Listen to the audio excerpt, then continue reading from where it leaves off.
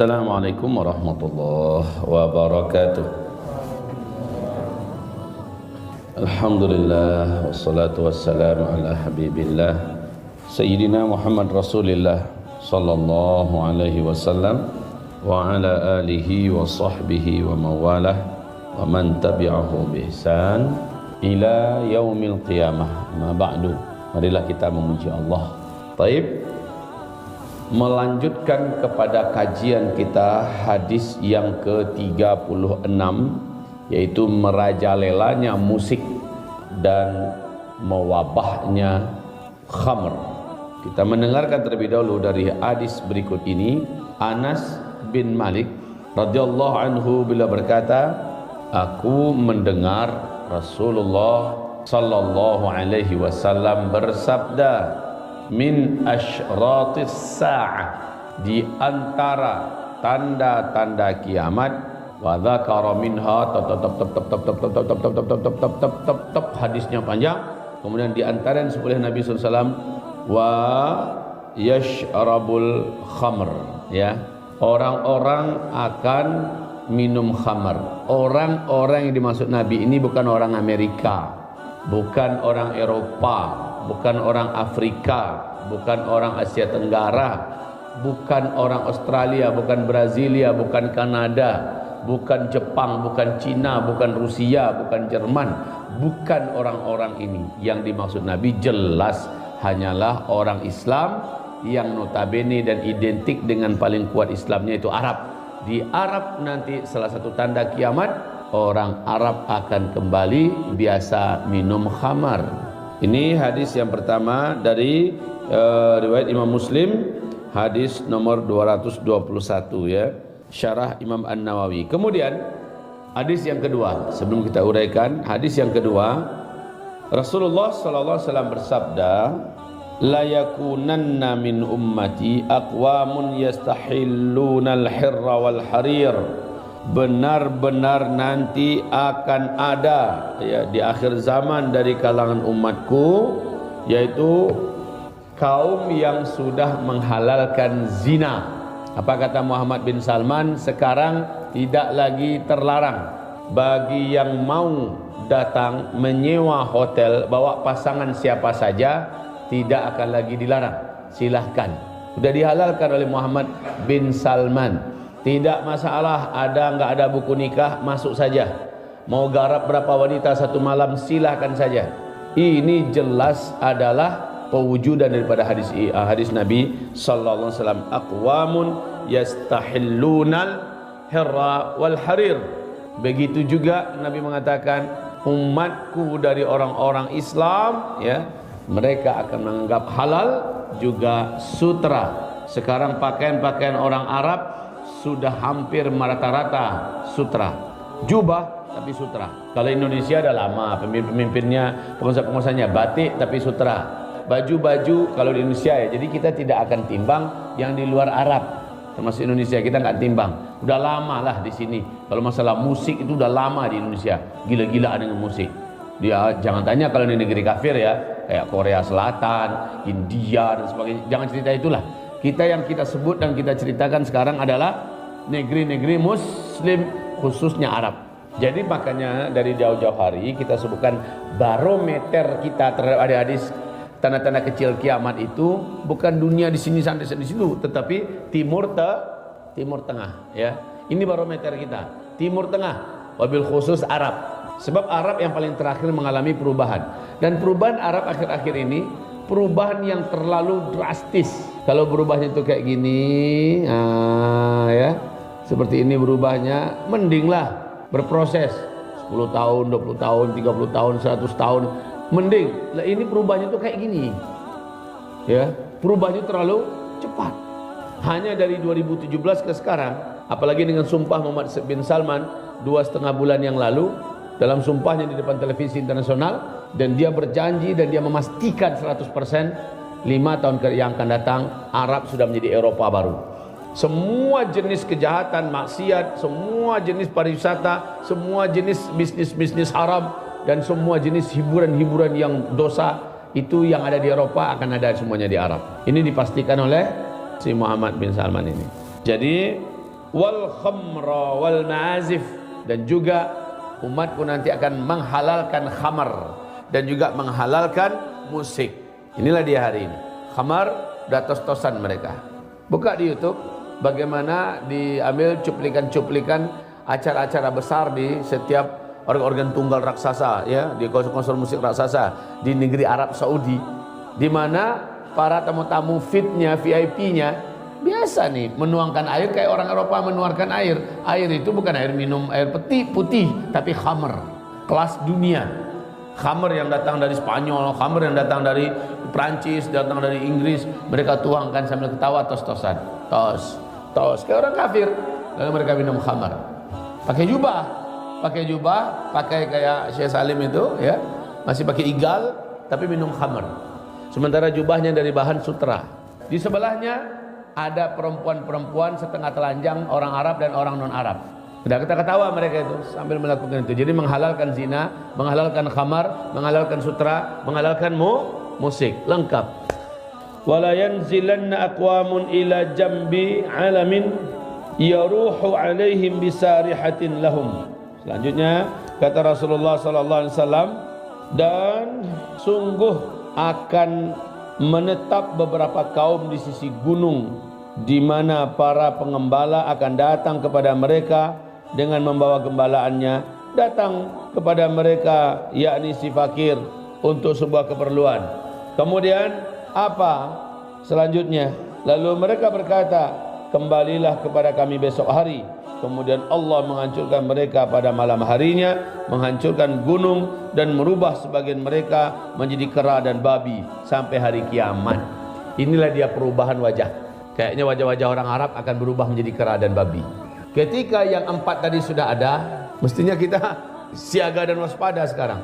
Ketika yang 4 ini sudah dibuat oleh orang Arab, yaitu menghalalkan zina, menghalalkan sutra, menghalalkan khamar, menghalalkan musik, yang mereka sudah buat semua sekarang itu, ya. Baru-baru ini, dia dalam waktu sangat cepat mereka buat. Maka apalagi Muhammad bin Salman berkata akan jadi Eropa barulah. Arab, semua Arab akan menjadi Eropa baru. Kemudian lalu Rasulullah bersabda, wala yanzilanna aqwamun, ada beberapa kaum nanti kata Rasulullah SAW, ila jambi alamin yaruhu alaihim bisarihatin lahum ya'tihim ya'ni al-faqir. Orang-orang yang membuat villa-villa di kaki bukit, di kaki gunung. Sekarang ini orang-orang Arab hobi membuat villa-villa di gunung-gunung, di bukit-bukit di Arab. Tanda orang paling kaya pasti dia buat villa-villa. Tapi villanya jangan antum pikir kayak villa-villa kita. Rumahnya itu sebesar-besar rumah-rumah kita.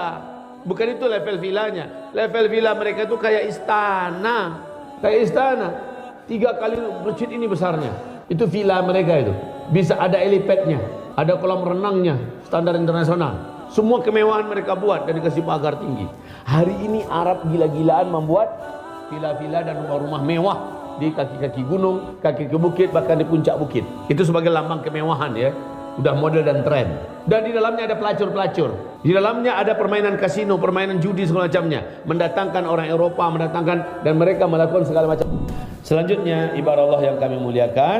Nah, ini adalah kondisi yang digambarkan Nabi 1400 tahun yang lalu, dan hari ini di zaman kita sekarang kita menyaksikannya. Berarti berita akan ada beberapa kaum dan kabilah di Arab, khususnya Arab Saudi, berubah menjadi kera dan babi. Pasti akan menjadi berita dunia, akan menjadi berita dunia, dan mereka dibiarkan oleh Allah hidup sampai hari kiamat. Berarti nanti Dajjal datang, Ya'juj Ma'juj, Nabi Isa turun, Ya'juj Ma'juj, matahari terbit dari sebelah barat, keluarnya binatang raksasa, terjadinya kematian orang Islam yang beriman seluruh dunia. Mereka tidak mati-mati, mereka tetap ada dalam bentuk kera dan babi, karena hadis Nabi mengatakan ila yaumil qiyamah, sampai hari kiamat. Nah, di sini di halaman 160 dipertanyakan di sini, bilakah gempa itu ditimbulkan oleh hantaman meteor? Bila meteornya jatuh itu kapan? Dan meteor ini menimbulkan gempa-gempa? Jawabannya kata Rasulullah SAW dalam hadis riwayat Imam At-Tirmidzi dan An-Nasa'i, riwayat Imam Ahmad, bahwa apabila Arab sudah menghalalkan musik, mengundang penyanyi-penyanyi wanita, dan mereka sudah Idza dhaharatil qainan wal ma'azif wasyurbatil khumur. Apabila mereka sudah meminum khamar. Ya sudah, sekarang sudah. Jika demikian, maka selamat datang wahai petaka dan huru-hara akhir zaman. Sudah siapkah kita? Sudahkah siap kita? Saya lihat ini sekarang ini kayak seperti lepas kendali semuanya ya. Seperti lepas kendali. Mungkin karena kita di mana, di perkampungan Kang Ustaz. Kondisi di kota kurang begitu terasa oleh kita, kota-kota besar. Tapi orang-orang di kota besar udah panik. Hidup mereka sudah makin gak karu-karuan. Indonesia juga udah kacau. Kegaduhan, keributan di tingkat pusat. Kemudian ekonomi yang tidak bisa dikendalikan lagi. Ekonomi semakin parah. Dan sekarang Rusia betul-betul nantang NATO sekarang. Nantang perang Amerika. Ya, ini perang antara kita. Saya sudah tidak tahan lagi melihat kejahatan dan kebiadaban Amerika, NATO. Jadi Putin dah ada kayak gelap mata begitu ya, sudah nantangin perang. Kita tak tahu kalau memang terjadi perang dalam skala ini, maka akan banyak negara-negara dunia akan terlibat. Makin hancurlah ekonomi, makin hancurlah tatanan kehidupan, makin tidak terkendali kondisi dan seterusnya. 2022 akan menjadi tahun yang teramat sangat gelap bagi manusia yang hidup. 2022, selamatkan kami ya Allah. Kenapa kita doanya macam itu tiap-tiap subuh menjelang subuh? Kenapa doanya macam itu ketika kita tarawih? Karena semacam apa tuh, gerbang huru-hara terbesar itu macam udah terbuka lebar dan kita disedot untuk masuk ke dalamnya. Ya, kita disedot untuk masuk ke dalamnya dan menikmati petaka dan huru-hara akhir zaman yang dinubuatkan oleh Rasulullah sallallahu alaihi wasallam. Ibarat Allah, khamar di akhir zaman kata Rasulullah akan kamu beri dengan nama yang bermacam-macam. Khamar di akhir zaman bukan hanya khamar, namanya macam-macam. Khamar itu apa saja bisa memabukkan, membuat hilang akal orang, membuat hilang kesadaran orang. Maka khamar pada hari ini bisa juga disebut dengan narkotika, bisa juga disebut dengan sabu-sabu, bisa juga disebut dengan ganja, bisa juga disebut dengan opium, bisa juga disebut dengan apa lagi? Dadah, bisa juga disebut dengan anggur merah yang bisa menghilangkan akal orang, ya, khamar, dan orang akan menjadi kecanduan untuk melakukannya. Inna lillahi wa inna ilaihi raji'un. Baik, hadis berikut ini kita bacakan di halaman 161. Abdullah bin Hawalah berkata, Rasulullah sallallahu alaihi wasallam bersabda, wada'a Rasulullah sallallahu alaihi wasallam dadaya ala ra'si. Rasulullah meletakkan kedua tangannya di atas kepalaku, model ini. Diletakkan Rasulullah kedua tangannya di atas kepala Abdullah ibnu Hawalah.